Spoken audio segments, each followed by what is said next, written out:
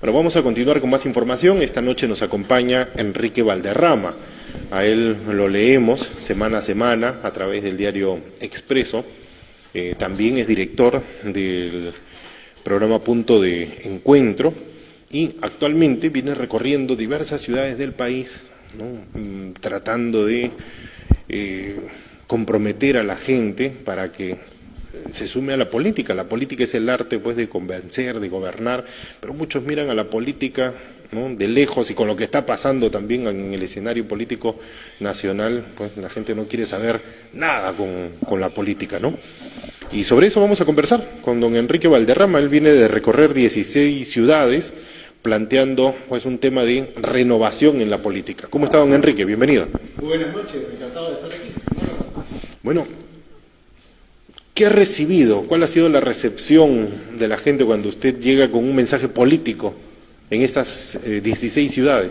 Bueno, mire, hemos recorrido ya a lo largo de los últimos meses alrededor de 30 y he conversado con mis compañeros del APRA, pero también con otras expresiones sociales y ciudadanas, periodistas. Y hay una visión de que el gobierno, liderado por Vizcarra, está únicamente concentrado en la piromanía mediática, en plantear discusiones que dividan a los peruanos y sobre todo en descuidar el trabajo fundamental y de gobierno efectivo, sobre todo en el interior del país. No se avanza en la reconstrucción, por ejemplo, no hay una agenda social propositiva desde el punto de vista del agro, no hay avance en la inversión, ni pública ni siquiera privada. Estamos entrando en un escenario de recesión prácticamente y no se ve ninguna respuesta de parte del Ejecutivo. Frente a esto, sin duda, ha existido una fuerza mayoritaria en el Parlamento que tampoco ha tenido la capacidad de plantear soluciones. Por lo tanto, nosotros como Partido Democrático, Republicano, Popular, estamos planteando justamente una agenda propositiva de orden social para plantearle algunas cosas al gobierno de Vizcarra en el futuro. Tenemos un congreso del partido que viene en octubre y esperemos que eso marque el inicio de un cambio. Ahora, estamos próximos a conmemorar 200 años de independencia, pero da la impresión de que todavía necesitamos de papá gobierno. La descentralización no funcionó, 16 años ya de este... Esa es una de las cosas fundamentales que nosotros tenemos que pensar, es decir, este Estado ha tenido algunos temas en los que nosotros tenemos que sin duda poner sobre la crítica y sobre el debate. Uno de ellos fundamental es el asunto de la descentralización. En 18 años de descentralización, que más bien ha sido departamentalización, ¿qué hemos logrado en efecto? ¿Cuán positivo ha sido, no el concepto de la descentralización, en la que creemos firmemente, sino en el modelo que implementó e impulsó Alejandro Toledo en su momento?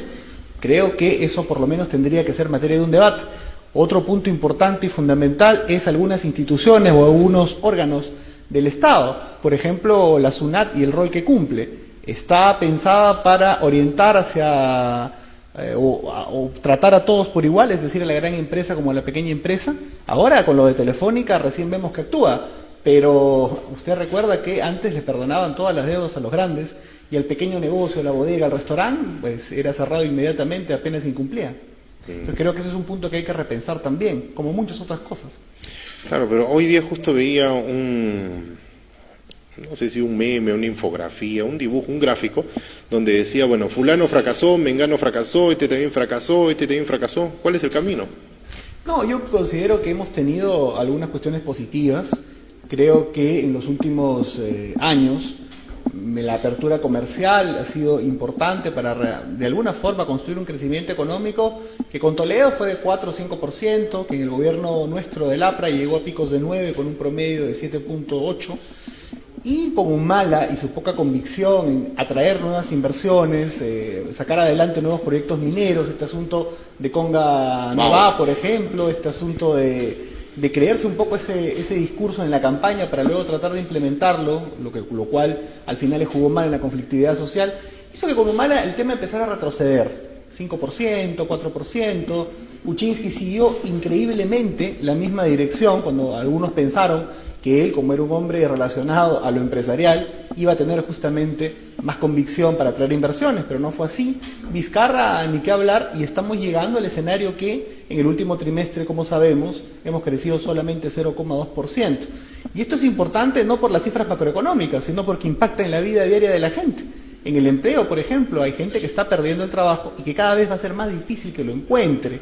Y creo que eso es un punto fundamental sobre lo que tenemos que trabajar. Pero, por ejemplo, en el espacio del 2006 al 2011, durante el gobierno del APRA, nosotros pudimos impulsar mucho empleo, pudimos impulsar mucha inversión, pudimos construir infraestructura, pero fundamentalmente, y lo más importante de todo, pudimos reducir la pobreza en más de 20 puntos porcentuales. Humala, en su genialidad aparente, dijo que no hacía falta, o hacía falta más que el Ministerio de Inclusión Social y la Mujer. Tenía que haber dos ministerios, y dividió ese ministerio, el Ministerio de la Mujer y el Ministerio de Inclusión Social, y al final el resultado ha sido que la pobreza empezó a aumentar producto de lo que él sembró.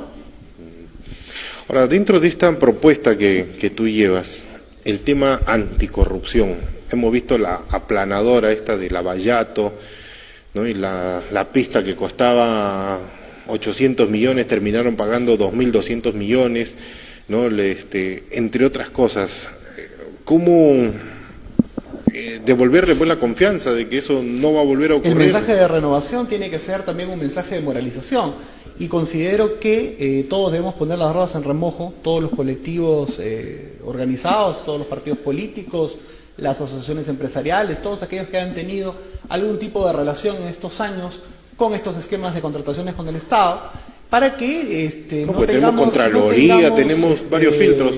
Fortalecer incluso eso, ¿no? Yo no creo en lo que proponen los comunistas de vamos a revisar la ley de contrataciones del Estado necesariamente, y dentro de eso particularmente vamos a eliminar el esquema de la asociación pública-privada, porque sin duda es una herramienta que podría servir mucho para el futuro y para el progreso. Que unos lo hayan utilizado de manera inadecuada y hayan delinquido, pues que paguen con cárcel sus culpas. Pero cuando hablan de la moralización, que sea una moralización de verdad. Es decir, que exista realmente un ministerio público autónomo y una justicia realmente republicana que pueda juzgar a todos aquellos, sin importar el partido político, que hayan delinquido y que paguen sus culpas naturalmente con cárcel. Y si es como decíamos hace algunos años en el APRA, y si es aprista, doble castigo. Yo considero que hasta el día de hoy este asunto de Lavallato, en términos reales y concretos, y ya con casi 90 días después del testimonio de Atala, que no ofreció ni una sola prueba, no es un asunto que nos comprometa directamente a nosotros, pero aguardamos las investigaciones para ver cuáles son el fin de estas.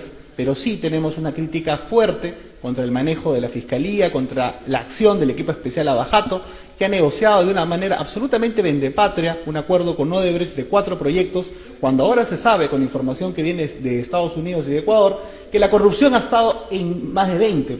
Entonces, creo que deben haber cambios allí. Okay. Bueno, don Enrique Valderrama no solo es columnista, periodista, dirigente, él está llevando un mensaje de renovación, ¿no?, de la dirigencia del Partido Aprista Peruano. ¿Qué opinas sobre esta reforma? Nos fuimos al referéndum y estamos ya en una cuenta regresiva, faltan pocos días para que se cumpla con los plazos. Yo no le creo nada a Vizcarra. Creo, ¿sabes qué cosa? Creo que un probadamente corrupto no puede ser el líder de una primavera anticorrupción. Creo que eso no es viable. Creo que lo único que está buscando el presidente es eludir la cárcel y está llevando las cosas a un cierre inconstitucional del Parlamento para poder, seguramente, mediante un decreto ley, reorganizar el Ministerio Público y salvarse sus juicios. Creo que eso es lo único que lo anima. Y en el camino es tan irresponsable que quizás no le importa abrirle la puerta a través quizás de una asamblea constituyente a posiciones extremistas, antidemocráticos o semiautoritarios y contra un modelo que en líneas generales ha podido producir reducción de la pobreza. Creo que las reformas no han servido para nada. Es más, el tema de la reforma de justicia, ya viste cómo el Tribunal Constitucional, la Defensoría del Pueblo y otros organismos han dicho que no van a participar, porque finalmente no ha funcionado. Mira lo que ha pasado con la elección del asunto de la Junta Nacional de Justicia. Y creo que los notables que ahora han preparado estas reformas políticas, pienso que han resultado notablemente inútiles, ¿no? Sí, bueno, en realidad es un panorama bastante sombrío, que al final estas broncas, este conflicto del Ejecutivo con el Legislativo y toda esta crisis, pues, termina golpeándonos, ¿no? Porque hay una recesión económica, se deja de invertir y eso pues se siente también en el bolsillo de cada uno de los peruanos. ¿Cuál es la agenda? ¿Qué plantean? Estamos... Mira, yo quiero aprovechar el espacio que generosamente nos abres para poder saludar muy afectuosamente a mis compañeros apristas de la provincia de Huaura, de Hualmay, de Santa María, Creo que aquí existe un aprismo familiar y popular que tenemos que rescatar, que tenemos que reavivar, con un mensaje de renovación, una renovación intergeneracional, una renovación propositiva. Voy a estar en unos minutos en una reunión con mis compañeros de Huacho, y un poco más entrada la noche estaré compartiendo con mis compañeros de Barranca también, llevando justamente ese mensaje. Para consolidar la unidad dentro del partido tiene que haber necesariamente un discurso de renovación con caras nuevas, pero en un esquema intergeneracional y con propuesta de cambio social. Muchas veces cuando un joven llega a la universidad, el papá le advierte, ¿no? Y le dice, no te metas en política. Sí, pues es curioso porque lo que no nos damos cuenta es que cuando la gente valiosa se empieza a alejar de la política es cuando la política empieza a llenarse de elementos que solamente van tras el asalto del tesoro público. Y eso ha pasado mucho en algunos movimientos regionales, eso ha pasado mucho en, afortunadamente, los que ya están eliminados, los movimientos provinciales y distritales. Esperemos que un nuevo Congreso en el futuro, en el 2021, yo no creo que este tenga la fuerza para hacerlo, sobre todo y exclusivamente porque tiene una mayoría parlamentaria fujimorista que ha demostrado tener un nivel muy bajo y tener unos reflejos prácticamente en cero, y creo que están en un proceso prácticamente de desmoronamiento, sin duda. Pero espero que un próximo Congreso tenga la valentía de eliminar también los movimientos regionales y podamos establecer la política a nivel nacional en base a grandes movimientos y partidos políticos de alcance nacional, que tengan ideología, que tengan estructura, que tengan programa, que tengan propuesta, y que sobre todo tengan códigos de ética bastante claros y estrictos. Las personas pueden cometer errores o delinquir, pero está en las organizaciones saber corregir esos errores separando los males elementos, que es una cosa que creo que debemos hacer todos. Okay. Don Enrique Valderrama, muchas gracias por la visita, un gusto conocerlo y tenerlo aquí en Cable Color Canal 36. Encantado, muchas gracias.